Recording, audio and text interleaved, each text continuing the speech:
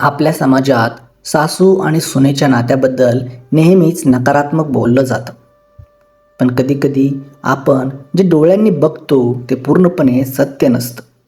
नात्यांच्या मागे अशा काही गोष्टी दडलेल्या असतात ज्या समोर आल्यावर पश्चातापाशिवाय हातात काहीच उरत नाही. आज मी तुम्हाला अशाच एका घराची गोष्ट सांगणार आहे, जिथे एका सुनेला वाटायचं की तिची सासू तिला त्रास देते, पण जेव्हा सत्य समोर आलं तेव्हा तिच्या पायाखालची जमीन सरकली. अमितच्या वडिलांच्या निधनानंतर सुमतीबाईंनी खूप कष्ट करून अमितला शिकवलं होतं. अमितचं मानसीसोबत लग्न झालं तेव्हा मानसी एका सुशिक्षित आधुनिक विचारांच्या कुटुंबातून आली होती. सुरुवातीला सगळं ठीक होतं, पण हळूहळू मानसीला वाटू लागलं की तिची सासू म्हणजेच सुमतीबाई तिच्या प्रत्येक गोष्टीत ढवळाढवळ करतात आणि तिला त्रास देतात. मानसी ही नेहमी अमितकडे तक्रार करायची, अमित, तुझ्या आईला माझं काहीच आवडत नाही. मी मॉडर्न कपडे घातले की त्यात टोमणे मारतात. मी जेवण बनवलं की त्यात चुका काढतात. मला आता या घरात कोंडल्यासारखं वाटतंय. आपण वेगळं राहूया. अमित बिचारा दोन्ही बाजूंनी अडकला होता. तो आईलाही सोडू शकत नव्हता आणि पत्नीलाही दुखावू शकत नव्हता. तो मानसीला समजवायचा, मानसी, आई जुन्या विचारांची आहे, थोडं समजून घे. पण मानसीचं मन आईबद्दल पूर्णपणे कलुषित झालं होतं. एक दिवस मानसीने घरात हट्ट धरला की सुमतीबाईंनी घराच्या वरच्या मजल्यावरील छोट्या खोलीत राहावं आणि खालच्या मुख्य घरात जास्त येऊ नये. सुमतीबाईंनी कोणताही वाद न घालता शांतपणे आपली ट्रंक उचलली आणि त्या वरच्या खोलीत राहायला गेल्या. मानसीला वाटलं की तिला आता स्वातंत्र्य मिळालं. पण सुमतीबाई वर गेल्या तरी मानसीचा राग कमी झाला नव्हता. त्या कधी खाली आल्या की मानसी त्यांच्याशी फटकून वागायची. कधीकधी तर तोंडातून कडू शब्दही निघायचे. सुमतीबाई मात्र सगळं शांतपणे सहन करायच्या.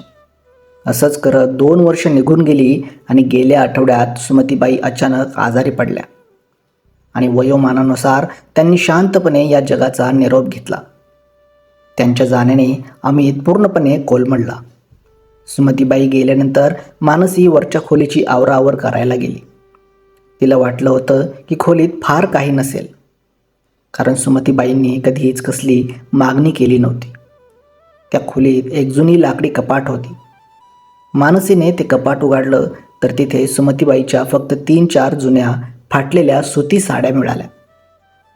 मानसीला आठवलं की ती स्वतः दर महिन्याला हजारो रुपयांची शॉपिंग करायची, पण सासूने गेल्या 2 वर्षात एकही नवीन साडी मागितली नव्हती.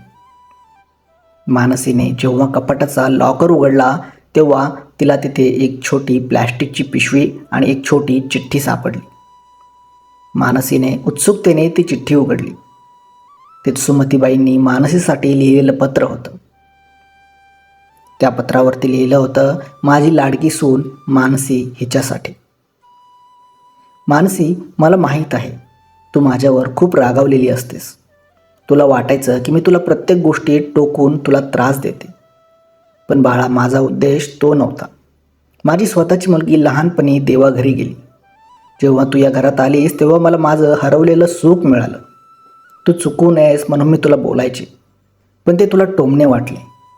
जेव्हा तू मला वरच्या खोलीत पाठवलंस तेव्हा माझं मन खूप रडलं, पण मला तुझ्या सुखात अडथळा बनायचं नव्हतं. मानसीचे डोळे पाणावले. तिने थरथरत्या हाताने पुढचं पान वाचलं.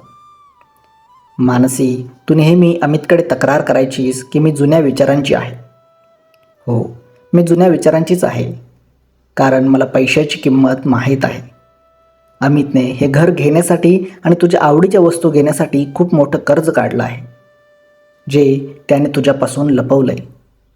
अमित खूप तणावात असायचा, म्हणून मी घरातल्या खर्चात बचत करायचे. मी नवीन साडी घ्यायची नाही, कारण मला तो पैसा अमितच्या कर्जासाठी वाचवायचा होता. तू बनवलेलं जेवण फ्रीजमध्ये ठेवून खराब होऊ नये म्हणून मी ते संपवायचा प्रयत्न करायचे आणि तुला वाटायचं मी तुझ्या जेवणात चुका काढते. मानसीच्या छातीमध्ये धडधडू लागलं. तिने पत्रासोबत असलेली ती प्लॅस्टिकची पिशवी उघडली. त्या पिशवीत बँक पासबुक, सुमतीबाईचे लग्नाचे सोन्याचे दागिने आणि काही रोख रक्कम होती. पत्राच्या शेवटी लिहिलं होतं, मानसी, या पिशवीत माझे सोन्याचे दागिने आहेत आणि मी माझ्या पेन्शनमधून वाचवलेले 2 लाख रुपये आहेत. हे सगळे पैसे मी अमितच्या कर्जाचे हप्ते फेडण्यासाठी जमवले होते. आज मी जात आहे. आता तुला टोकणारं या घरात कोणीही नाही. तू मुक्त आहेस. पण माझ्या अमितला आणि या घराला खूप सांभाळ. जमल्यास तुझ्या या खडूस सासूला माफ कर. हे पत्र वाचून मानसीच्या पायाखालची जमीन सरकली. तिच्या डोळ्यातून पश्चातापाचे अश्रू वाहू लागले. ज्या सासूला ती त्रास देणारी समजत होती, ती माऊली स्वतः उपाशी राहून, स्वतः फाटकी साडी नेसून त्यांच्याच संसारासाठी पैसे साठवत होती. मानसी धावत खाली आली आणि तिने अमितच्या गळ्यात पडून ढसाढसा रडायला सुरुवात केली. तिने सुमतीबाईंच्या फोटोसमोर जाऊन माफी मागितली, पण आता खूप उशीर झाला होता. सुमतीबाई कधीच परत येणार नव्हत्या.